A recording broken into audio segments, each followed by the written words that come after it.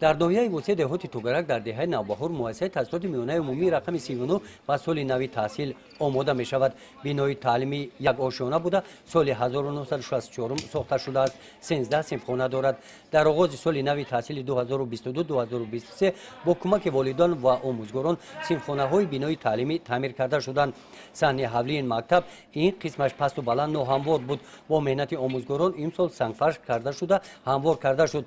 در چنین شرایط سال گذشته این مؤسسه را 30 نفر خوانندگان ختم کردند. امسال باشد طبق نقشه قبول خوانندگان با صنف یکم الک 80 نفر کودکان به قید گرفته شدند. نظر به سال گذشته شماره خوانندگان زیاد شده صنفخانه نمیرسد. با وجود این صنفخانه های این مؤسسه تنگ و تاریک هستند. با جای 18 نفر تا 25 خواننده در یک صنفخانه جا کرده شدند. آموزگاران گفتند که با صفت بلند و اجرای طلبات های نظرشان گذاشته شده در گذراندن مشغولیت های درسی در چنین شرایط برای آنها کاری مشکل است. مؤسسه با بناهای نو زمانوی تعلیمی نیاز دارد. میدان صحن حولی مؤسسه 0.8 هکتار را تشکیل داده امکانیت ساختن بناهای نو تعلیمی با تالار ورزشی و مجلسگاه اینجا مهیا می باشد. در دهات توگرک ناحیه وسط همین گونه وضعیت در دهه به نام حسن قربانov در مؤسسه تاسیسات میانه عمومی رقم 27 جای دارد.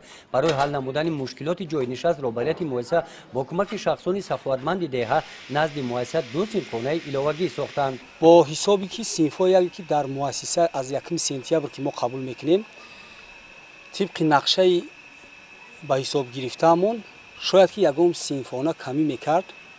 با حساب کمیته پدر مادران 2 صنفخانه ایلاوگی الکی ساختیم که با روزی دانش الکی پیشکش خوانندگان با حساب خوانندگان تقدیم میکنیم. دستگیری از حساب پدر مادران خوب است. الکی 2 صنفخانه که با روزی دانش تقدیم میشود الکی زیاده از 100,000 سامان پدر مادر رئیس کمیته پدر مادران دستگیری کرد و ما صنفخانه را با اخیر رسانیدیم که با روزهای نزدیک شاید که 1 روز پس 2 روز پس الکی صنفخانه 10 روز پیش از روزی دانش با استفاده میتیم. کارهای ساختمانی در بنای مذکور طبق نقشه ماموریت مکتب تا آغاز سال نوی تحصیل به انجام میرسند.